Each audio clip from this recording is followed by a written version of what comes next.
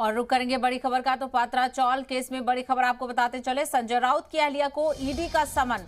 वर्षा राउत को ईडी ने समन भेजा है। वर्षा राउत से पूछताछ करेगी ईडी। वर्षा के खाते में लेन देन के सबूत नजर आए हैं। हालांकि जराये के हवाले से ये बात सामने आई है, लेकिन आपको बताते चले पात्रा चौल केस में ये बड़ा अपडेट है। संजय राउत की अहलिया को ईडी का समन जारी किया गया है। वर्षा राउत को ईडी ने समन भेज दिया है और अब पूछताछ की बारी है संजय राउत की अहलिया वर्षा राउत की। तो वर्षा राउत से पूछताछ करेगी ईडी। वर्षा के खाते में लेन देन के सबूत सामने आए हैं। हालांकि लेन देन के सबूत की खबर जराये के हवाले से और मजीद तफसील हासिल करेंगे हमारे नुमाइंदे अमजद खान इस वक्त हमारे साथ जुड़ गए हैं। अमजद, क्या कहा जा रहा है इस मामले को लेकर? क्या वाकई वर्षा के खाते में लेन देन के सबूत मिले हैं ईडी को? जी बिल्कुल, अगर मैं बता दूं सहबा कि ये शुरुआत हुई संजय राउत की गिरफ्तारी के बाद से।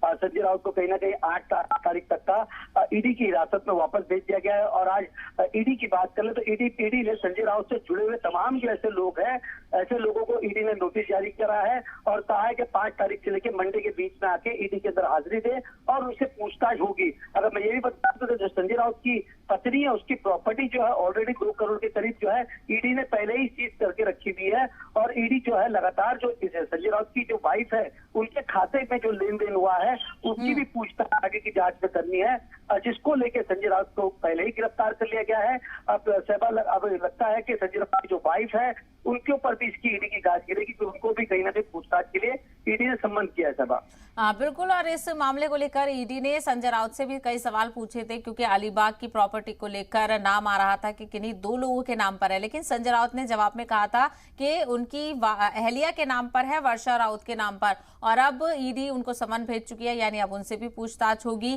कब बुलाया गया है ईडी की जानिब से वर्षा को? देखिए, मैं बता दूं साफ तौर पे जो सूत्र के हवाले से जो खबर मिल रही है कि 5 तारीख से लेके मंडे के बीच तक का जो नोटिस दिया गया है वो मंडे से लेके 5 तारीख से लेके मंडे के बीच में कभी भी ईडी का दफ्तर उनको आना है और उनसे जो है पूछताछ होगी। उनके साथ साथ और भी कुछ करीबी है जो संजय राउत के, ये भी सूत्रों के हवाले से खबर मिल रही है कि उनको भी कहीं ना कहीं ईडी ने पूछताछ के लिए अब बुलाया। क्योंकि अगर बता दें जो 8 तारीख तक का पुलिस ईडी की जो कस्टडी मिली है संजय राउत को, तो ईडी चाहती है कि जब 8 तारीख को जब पीएमएलए कोर्ट के अंदर जाए तो ऐसे बयान हमारे पास रहे कि हम कुछ ना कुछ प्रूफ और कुछ ना कुछ एविडेंस पीएमएलए कोर्ट के सामने रख पाए कि ईडी की जांच के अंदर ये तथ्य जो है वो निकल के सामने आया है। अभी हमें और भी दिन पूछताछ करनी है, हमें रिमांड और बढ़ा के दिया जाए। तो ये लगातार ईडी की कोशिश रहेगी कि जो संजय राउत है उनसे पूछताछ लगातार जारी रहे और कहीं ना कहीं जो ईडी की कस्टडी है वो भी उनको बढ़ के मिल जाए, क्योंकि अब ईडी जो है लाइन ऑफ एक्शन में निकल चुकी है। संजय राउत से जुड़े हुए जितने लोग हैं सभा उनसे अब लगातार पूछताछ होगी। बिल्कुल, और आपने बताया कि 5 से लेकर 8 तारीख तक वर्षा राउत को पेश होने को कहा गया है और 8 तारीख तक ही संजय राउत की कस्टडी भी बढ़ाई गई है। तो ऐसे में क्या मुमकिन चांसेस हैं कि दोनों को आमने सामने बिठाकर भी कुछ सवाल जवाब किए जा सकते हो?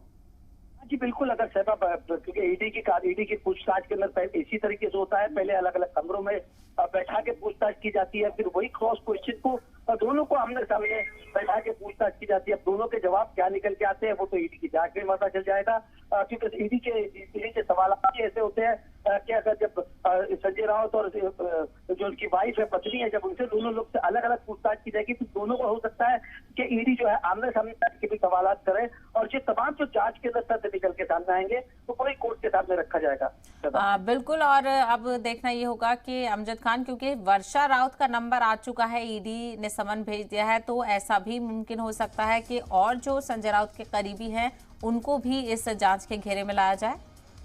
हाँ जी बिल्कुल, अगर संजय राउत के जो करीबी है उनसे भी कहीं ना कहीं ईडी जो है पूछताछ करने की तैयारी कर रही है, क्योंकि देखिए संजय राउत एक बड़ा नाम है, बड़े चेहरा थे, शिवसेना के बड़े कद्दावर नेता थे।